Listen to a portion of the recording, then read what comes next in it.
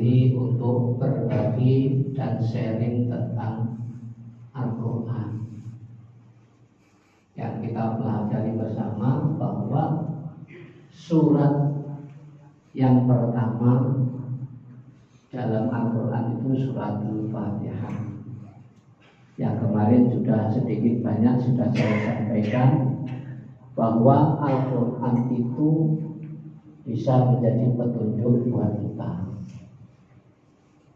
bahwa Al-Quran itu bisa menjadi obat buat kita. Nah, oleh karena itu jamaah sekalian yang dimuliakan oleh Allah, kemarin juga sudah saya menyampaikan, andai kata ada di antara kita yang belum bisa membaca Al-Quran, ayo segera mulai belajar membaca Al-Quran. Rugi kalau kita sudah sholat, sudah puasa, tetapi belum bisa membaca Al-Quran. Surat yang kedua yaitu surat Al-Baqarah. Insya Allah ayat 1 sampai 5 semuanya juga bisa hafal. Ini nanti yang insya Allah akan saya sampaikan ke hadirin semuanya. Yang pertama surat Al-Baqarah itu bunyinya Alif Lam Mim. Artinya hanya Allah yang tahu. Itu diantara kerahasiaannya daripada Al-Quran. Kemudian yang kedua, dzalikal kitabu la raiba fihi. Itu Alkitab yang di dalamnya tidak ada keraguan. Hudal lil muttaqin. Jamaah sekalian yang dimuliakan oleh Allah, bahwa Al-Quran itu punya nama selain Al-Quran. Inna nahnu nazzalna dzikra wa inna lahu lahafizun. Ada kalanya Allah menyebut Al-Quran itu sebagai al-dzikr, sebagai pengingat, zikir. Dalam ayat yang lain Allah katakan ala bidzikrillahi tatmainnul qulub. Kalau orang Islam pengen hatinya tentram, ayem, damai, bahagia, gak bingung, gak galau, gak halu, ya kan? Sekarang itu kan istilahnya halu banyak sekali. Maka kembali kepada Al-Quran, karena Al-Quran ini sebagai petunjuk bagi siapa? Orang-orang yang bertakwa. Kemarin juga sudah saya sampaikan bahwa kita lahir ke dunia ini oleh Allah Subhanahu wa taala sudah dilengkapi dengan berbagai petunjuk. Ada 4 yang kemarin saya sampaikan. Petunjuk yang paling baik, yang paling utama yang harus kita perhatikan adalah petunjuk agama. Dan agama yang dibenarkan oleh Allah di sisi Allah, inna dina indallahil Islam. Berdasarkan Al-Quran bahwa agama yang di sisi Allah itu Islam. Nah, petunjuknya kita untuk menjalani hidup sehari-hari oleh Allah diberi Al-Quran. Dan Al-Quran ini tidak ada keraguan, tidak ada kepalsuan. Dan kalau kita pelajari bersama-sama bahwa Al-Quran diturunkan 1400 tahun lebih. Di zaman itu belum ada teknologi secanggih hari ini. Al-Quran sudah berbicara. Contohnya apa? Al-Quran mengatakan kepada kita bahwa manusia itu diciptakan dari asal usulnya dari tanah. Waktu itu belum ada yang bisa mengerti, tapi sekarang sudah banyak yang paham. Al-Quran juga berbicara tentang unta di dalam surat Al-Ghasyiyah. Al-Quran juga berbicara tentang kelautan. Al-Quran juga berbicara tentang bumi. Isi bumi ini ternyata banyak ya, manfaatnya untuk manusia. Di langit ada bintang, ada bulan, ada matahari, dan ada planet-planet yang lain. Al-Quran sudah berbicara. Bahkan Al-Quran sudah berbicara tentang alam semesta ini, dan masih banyak lagi. Maka kita sebagai orang yang beriman pada Allah, kembalinya adalah kembali kepada Al-Quran. Nabi Muhammad SAW berwasiat kepada kita semua, taraktu fikum amrayni in tamassaktum bihima lan tadillu abada, kitab Allah was sunnatar rasul. Dawuhipun Kanjeng Nabi, Bapak Ibu sekalian yang dimuliakan oleh Allah, aku telah tinggalkan dua perkara yang apabila di sana menggunakan lan harfu nasbin kalau dalam bahasa nahwunya, dan menggunakan fi'lul mudhari yang artinya fi'lul mudhari itu hari ini dan yang akan datang. Jadi selama kita berpegang teguh kepada ajaran Al-Quran, tidak akan tersesat. Misalnya kita sebagai suami ingin membahagiakan istri, ada ayatnya yang sering kita dengar kalau pas ada hajatan pengantenan. Wa min ayatihi an khalaqalakum min anfusikum azwaja litaskunu ilaiha wa ja'ala bainakum mawaddatan wa rahmah inna fi dzalika laayatil liqaumin yatafakkarun. Kalau kita menginginkan keluarga kita itu samawa, sakinah, mawaddah, warahmah, maka kita kembali kepada Al-Quran.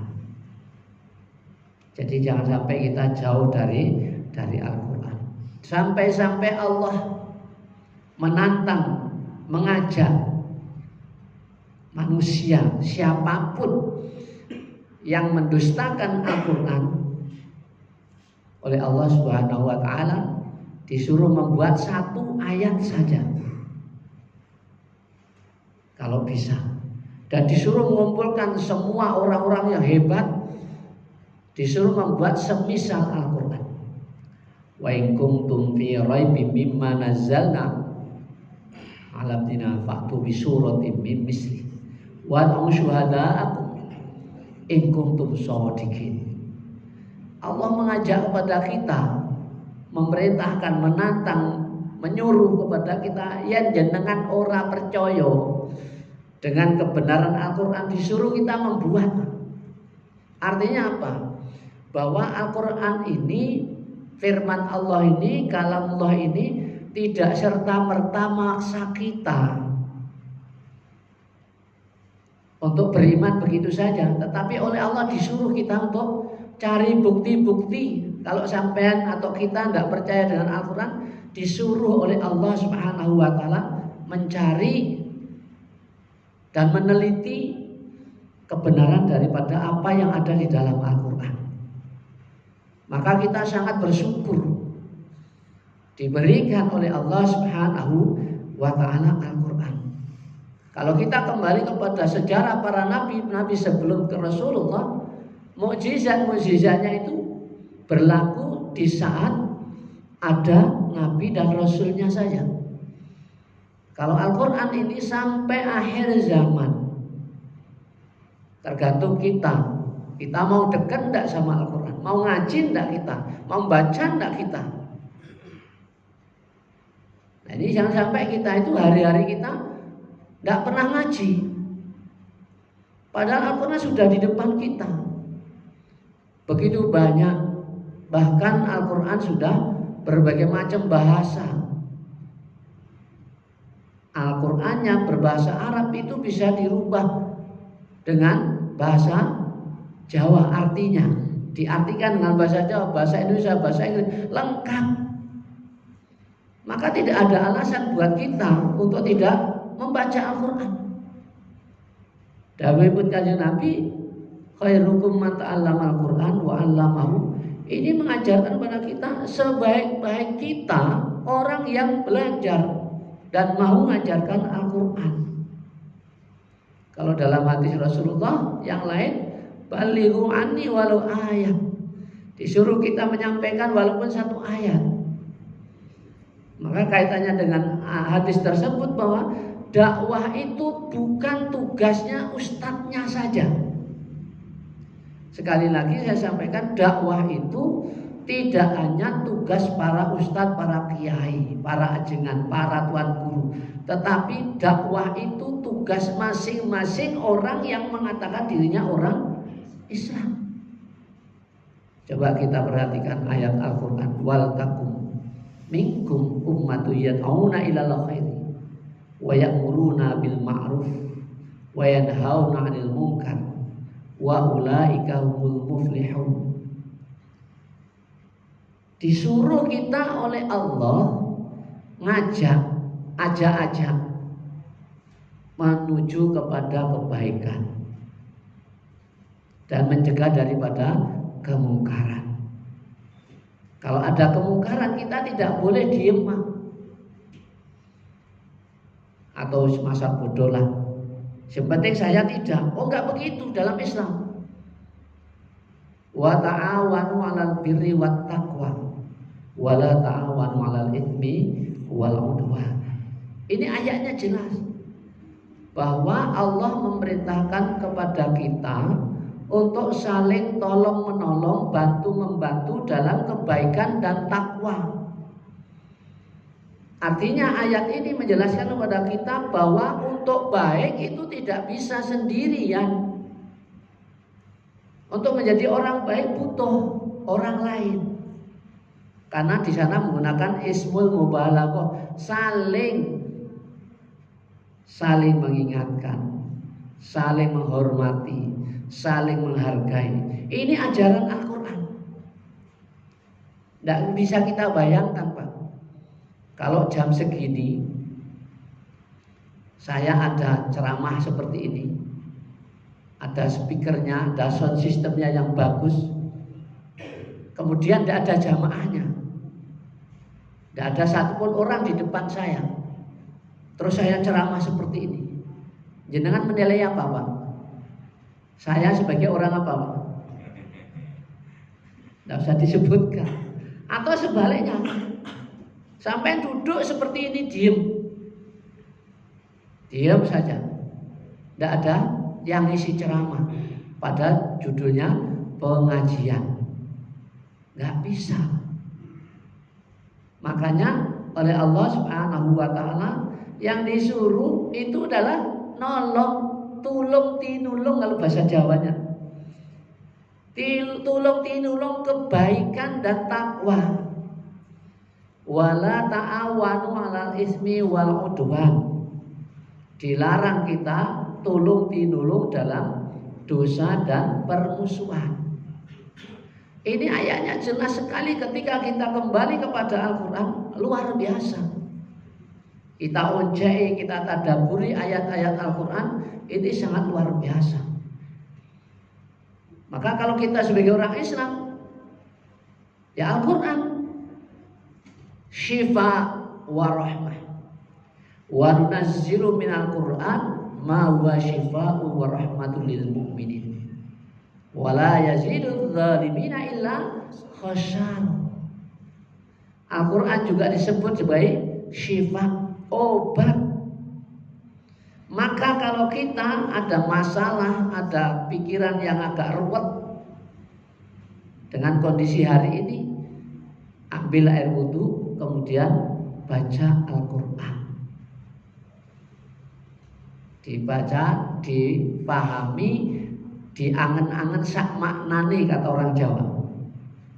Diteliti satu demi satu, ayat demi ayat, surat demi surat. Pasti kita akan mendapatkan ketentraman hati kita, kedamaian hati kita.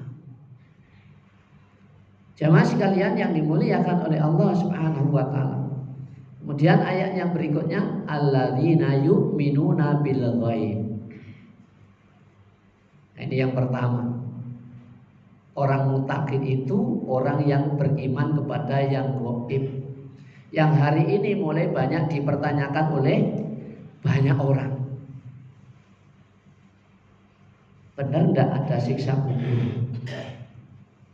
Benar tidak ada neraka dan surga? Benar tidak? Apalagi Allah itu ada. Kalau ada, di mana tempatnya? Masya Allah. Hari ini banyak pertanyaan-pertanyaan seperti itu. Al-Quran memberikan pelajaran kepada kita melalui Rasulullah yang melengkapinya. Tafakkaru fil khalqi wala tafakkaru fil khaliq. Oleh Allah Subhanahu wa ta'ala melalui lisan Rasulullah, kita disuruh memikirkan apa yang sudah Allah ciptakan. Mungkin 3 pertemuan sebelum ini saya sudah menyampaikan, ketika Rasulullah SAW qiyamul lail, datang malaikat Jibril membawa firman Allah sampai Rasulullah menangis. Saking nangisnya benar-benar luar biasa, menghayati ayat itu, jenggotnya basah, tempat sujudnya basah air mata. Inna fi khalqis samawati wal ardi wahtilafil lail wan nahari la ayati liulil albab. Sungguh kata Allah Subhanahu wa ta'ala, dalam ciptaan langit dan bumi, pergantian siang dan malam, tanda-tanda kebesaran Allah bagi orang-orang yang berakal. Alladzina yadhkuruna Allaha qiyaman wa qu'udan wa 'ala junubihim wa yatafakkaruna fi khalqis samawati wal ardh. Rabbana ma khalaqta hadza batila subhanaka faqina adzabannar. Jadi kalau kita ini memikirkan ciptaan Allah saja, otak kita nggak sanggup, saking hebatnya ciptaan Allah Subhanahu wa ta'ala. Tidak usah jauh-jauh, diri kita, asal usulnya diri kita. Begitu lahir kita menangis, tidak bawa baju, tidak bawa jam tangan, tidak bawa peci, tidak bawa mukena, semuanya telanjang bulan. Panca indera kita, mata kita belum bisa berfungsi. Hari demi hari, ganti minggu baru bisa berfungsi seperti hari ini. Waktu 20 tahun kuat, 30 tahun sehat, lari sekian kilo, luar biasa. Tapi kalau sudah masuk usia 50, 60, 70, berdiri saja sudah mulai kerepotan, karena penyakitnya sudah mulai banyak. Ada yang juga sudah tidak mau sate gulai, ya, padahal dulu ingin sate gulai. Begitu duitnya banyak, sama dokter cuma disuruh makan kentang, ya kan, air putih, tidak boleh yang lain. Ini juga harus kita renungkan. Kalau rambutnya sudah mulai putih, ternyata kekuatannya juga sudah mulai berkurang. Kulitnya juga sudah mulai keriput. Tadi ayatnya yang waktu sholat rakaat pertama saya sampaikan, Inna lillahi wa inna ilaihi rajiun. Perjalanan kita itu seperti itu, muter, nanti akhirnya semuanya mengucapkan yang sama, inna lillahi wa inna ilaihi rajiun. Oleh karena itu jamaah sekalian yang dimuliakan oleh Allah Subhanahu wa ta'ala, ketika kita mentadaburi ayat-ayat Al-Quran satu demi satu, apa yang terjadi? Innamal mu'minuna alladzina idza dzukirallahu wajilat qulubuhum wa idza tuliyat alaihim ayatu zadatuhum imana wa 'ala rabbihim yatawakkalun. Sesungguhnya orang-orang mukmin yang sejati itu kalau disebutkan ayat-ayat Allah, kalimat-kalimat Allah, wajilat qulubuhum, hatinya gemetar. Orang-orang yang mendengarkan kalimat azan, Allahu Akbar, Allahu Akbar, itu berarti gemetar di sini, Pak. Banyak orang-orang di luar kita kemudian masuk Islam. Entah siapa yang memperdengarkan azan di telinganya. Saya punya teman kuliah di kedokteran di Surabaya. Dari sini agamanya belum Islam. Selama di Surabaya setiap 5 waktu yang didengar itu suara azan. Padahal nggak ada orang yang azan. Akhirnya dia masuk Islam. Bapaknya brigjen polisi, anaknya lagi cuma 2, asli orang Tabanan. Bingung bapaknya, pulang dari Surabaya bukan meneruskan agama bapaknya, tapi dia malah ngajak orang tuanya masuk Islam. Ini secara naluri kita, secara akal kita nggak bisa masuk. Siapa yang azan? Hidayah Allah sampai kepada telinga teman saya.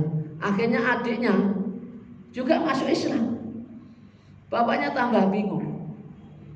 Beberapa lebaran yang lalu ditawari sama bapaknya, kalau kamu kembali ke agama yang lama, saya berikan rumah, tak berikan mobil. Mobil apa yang kamu minta saya berikan.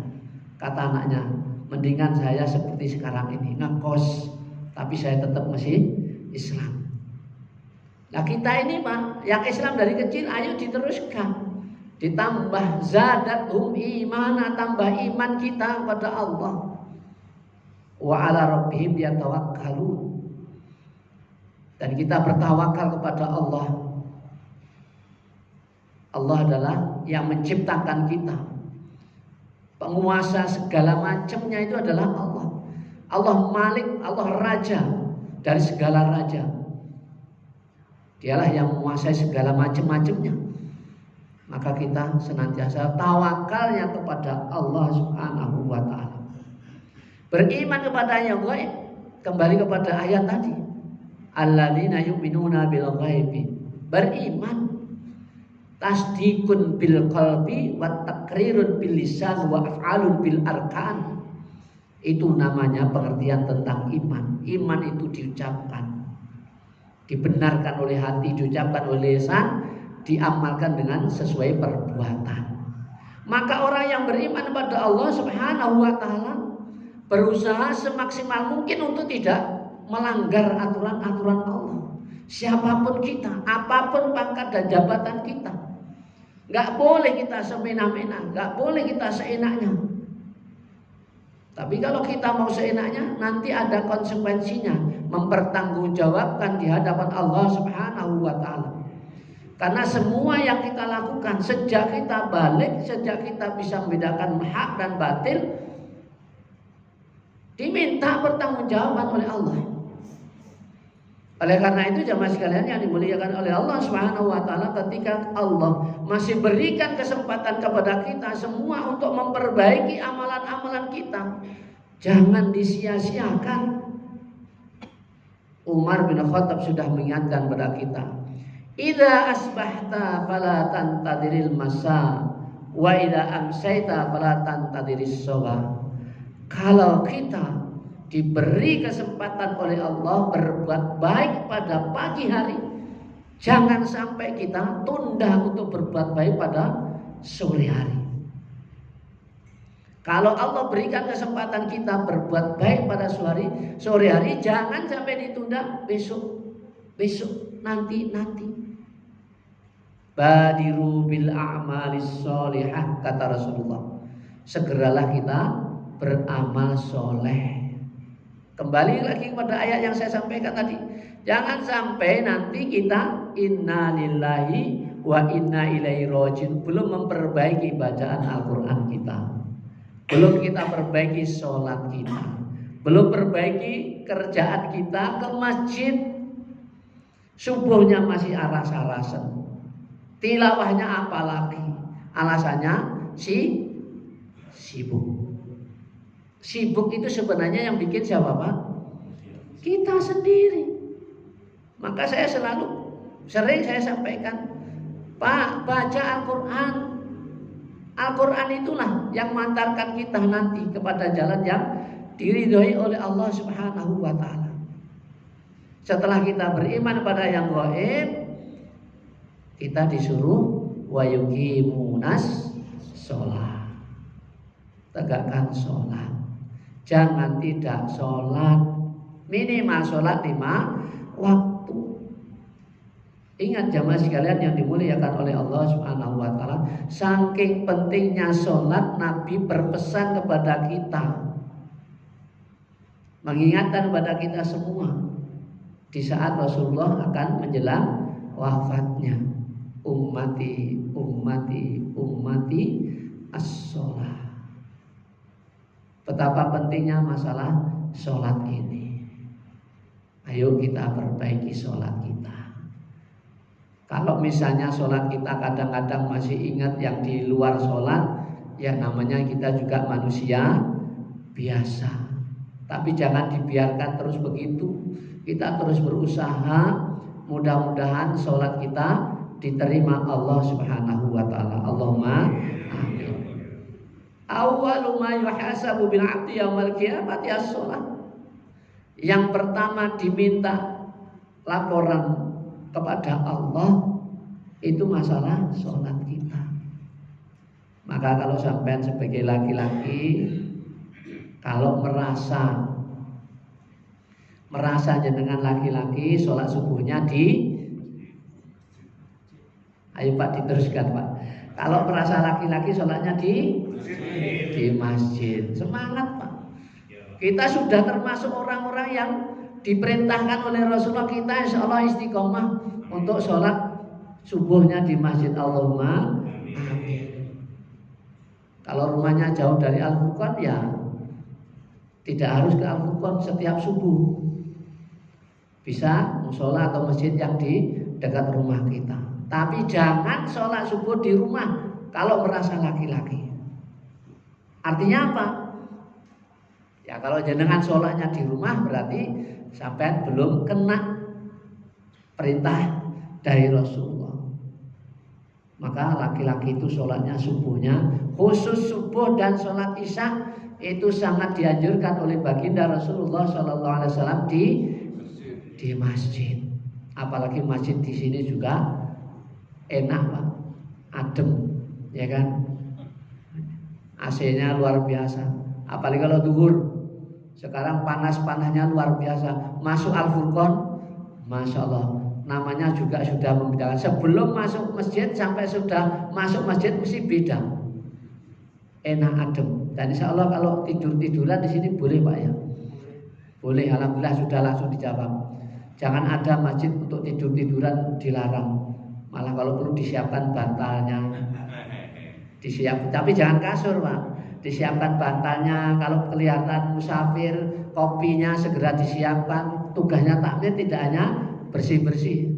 Kalau ada jamaahnya, kopinya. Dan alhamdulillah di sini sudah dipraktekkan. Alhamdulillah. Dan saya perhatikan nanti ada meja di sana itu jangan ditinggal pulang Pak. Tolong dibersihkan, sapu bersih kalau perlu. Karena Pak, kalau jenengan tidak mampir di meja, malah kasihan pengurusnya, bingung nanti menghabiskan. Pengurusnya padahal cuma beberapa orang. Maka ini kita wajib syukuri ada Masjid Al-Furqan yang nyaman untuk sholat. Dan alhamdulillah ya kita sama-sama tahu kalau nanti ada sampai keperluan, misalnya lagi punya utang banyak, ya kan, bisa curhat sama pengurus masjid. Siapa tahu bisa dibantu. Allahumma amin. Kalau ingin mau ada hajatan, pinjam masjid sini untuk nikahin anaknya, insya Allah dikasih. Biar manfaatnya lebih banyak. Jamaah sekalian yang dimuliakan oleh Allah Subhanahu wa ta'ala, masalah masjid ini adalah markas bagi Rasulullah Shallallahu Alaihi Wasallam untuk menggembleng para sahabat-sahabat Rasulullah Shallallahu Alaihi Wasallam. Maka fungsikan masjid sebagaimana difungsikan oleh baginda Rasulullah Shallallahu Alaihi Wasallam. Karena kita kiblatnya, uswah hasanah kita adalah Kanjeng Nabi Muhammad Shallallahu Alaihi Wasallam. Tidak terasa Pak, kita sudah lewat 10 menit. Dilanjut atau sudah Pak? Alhamdulillah. Sampai renang-renang itu enak Pak. Lanjut lah. Begitu ditanya lanjut tak sudah? Lanjut. Lanjutnya kencang sekali. Wa yuqimunas shalah wa mimma razaqnahum yunfiqun. Saya selesaikan sampai ayat itu.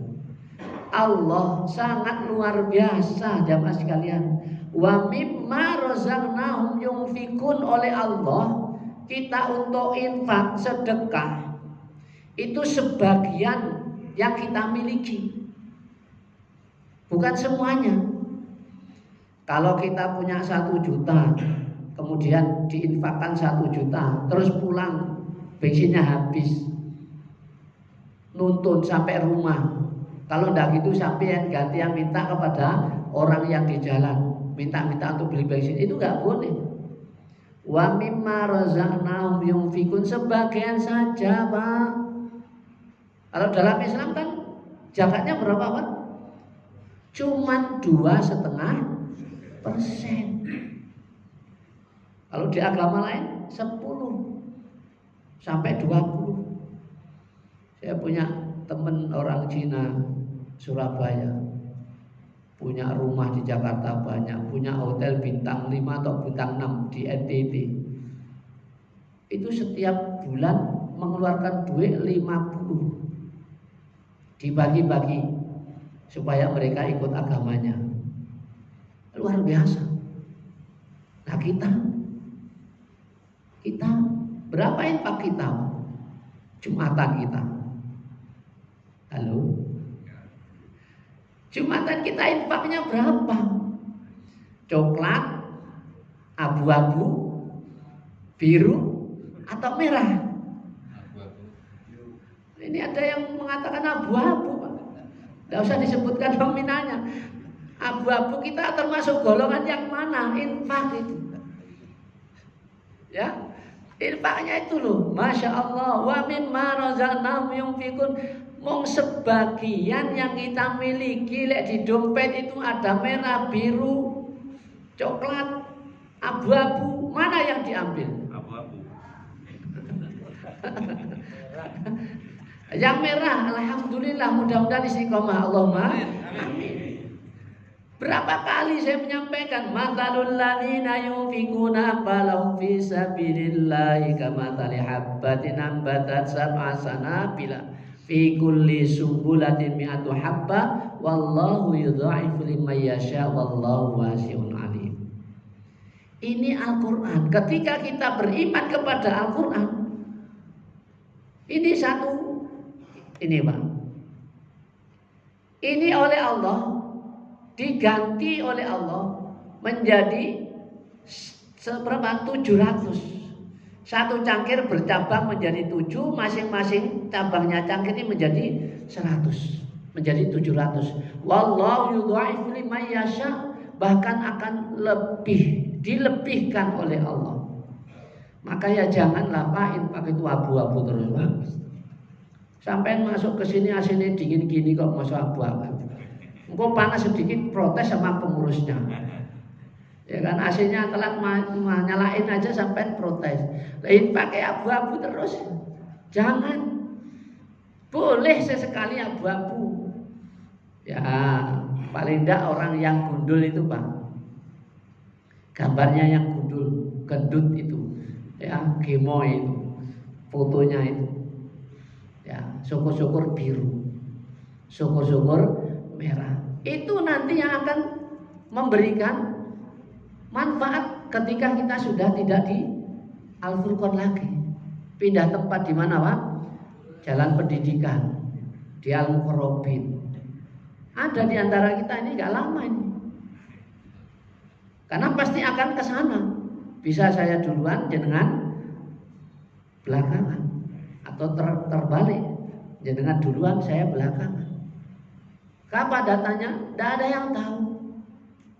Maka ketika kita masih ada rezeki, sisihkan sebagian untuk infak di Masjid Al-Furqan. Itu loh kotaknya gede sekali. Ini loh Pak, kita lo sama-sama delok, sama-sama lihat, sama-sama ningali. Kotak infaknya kan gede situ.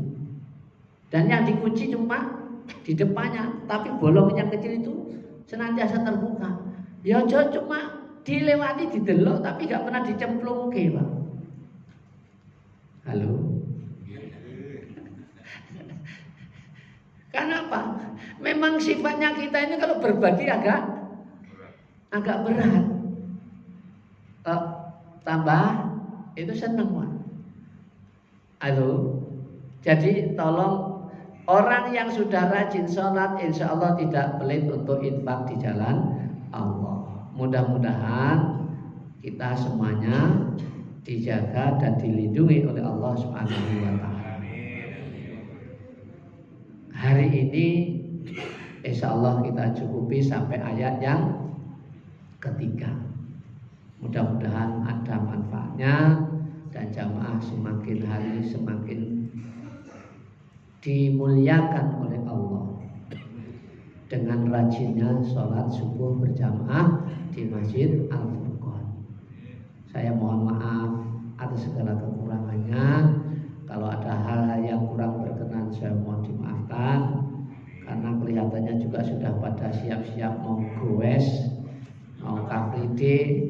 Ya, kalau di Renon itu juga luar biasa. Mulai parkir sampai ke lapangan, kanan kiri tinggal nari dompetnya. Makanannya enak-enak, dan insya Allah yang jualan banyak yang teman-teman kita. Oleh karena itu saya cukupi dulu. Mudah-mudahan ada manfaatnya, dan mudah-mudahan senantiasa Allah jaga kita menjadi orang-orang yang istiqomah. Dan marilah kita akhiri dengan doa. Mudah-mudahan doa-doa kita dijawab oleh Allah Subhanahu wa Ta'ala. Wabil khusus kepada jamaah yang belum diberi kesempatan oleh Allah haji dan umrah, mudah-mudahan disegerakan oleh Allah Subhanahu wa Ta'ala. Ila hadiniyah wa likulli amalin sholihah. Al-Fatihah.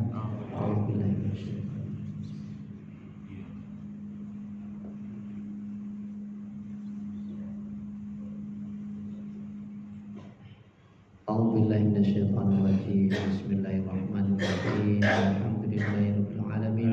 Hamdan syakirin, hamdan na'imin, hamdan yuwafi ni'amahu wa yukafi mazidah. Ya Rabbana lakal hamdu kama yanbaghi li jalali wajhikal karim wa 'azimi sultanik. Allahumma ighfir lana dhunubana wa liwalidayna warhamna kama rabbayana shighara. Allahumma inna nas'aluka 'ilman nafi'a wa rizqan wasi'an wa 'amalan mutaqabbala wa shifaa min kulli da'in wa saqamin bi rahmatika ya arhamar rahimin. Allahumma inna nas'aluka salamatan fid din wa 'afiyatan fil jasad wa ziyadatan fil 'ilmi wa barakatan fil rizqi wa tawbatan qabla al-maut wa rahmatan indal maut wa maghfiratan ba'dal maut. Allahumma hawwin 'alaina fi sakaratil maut wa najatan minan nar wa 'afwa 'indal hisab. Rabbana atina min ladunka rahmah wa hayyi' lana min amrina rasyada. Rabbana la tu'akhidhna in nasina aw akhtana. Rabbana wa la tahmil 'alaina isran kama hamaltahu 'alal ladzina min qablina. Rabbana wa la tuhammilna ma la taqata lana bih wa'fu 'anna waghfir lana warhamna anta maulana fansurna 'alal qaumil kafirin. Allahumma ansur ikhwanana al-muslimin wal mujahidin fi Palestin bi rahmatika ya arhamar rahimin. Rabbana atina fid dunya hasanah wa fil akhirati hasanah wa qina adzabannar wa tawaffana ma'al abrar ya aziz ghaffar ya rabbal alamin. Wassallallahu ala sayyidina Muhammadin nabiyyi wa ala alihi wa barik wasallim. Subhana rabbika rabbil izzati amma yasifun wa salamun alal mursalin walhamdulillahi rabbil alamin bi barakatil Fatihah.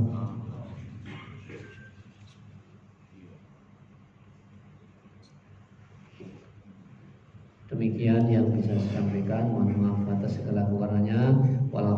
Wassalamualaikum warahmatullahi wabarakatuh.